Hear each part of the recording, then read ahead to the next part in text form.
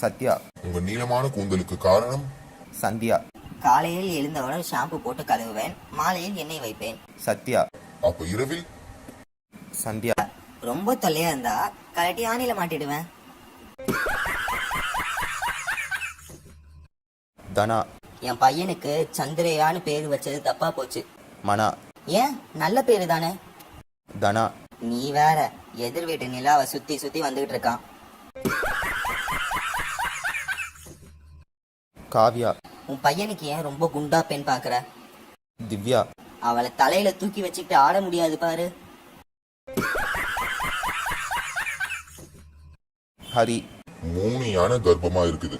அதுல ஒண்ணுக்கு 12ஆம் மாசம், இன்னொன்னுக்கு 16ஆம் மாசம், கடைசியா இருக்க யானைக்கு 20 மாசம். இதுல எந்த யானை முதல்ல குட்டி போடும்? மாரி. கடைசியானதா? ஹரி. தப்பு. எதுவுமே முதல்ல குட்டிய போடாது, எல்லாமே யானை குட்டி தான் போடும்.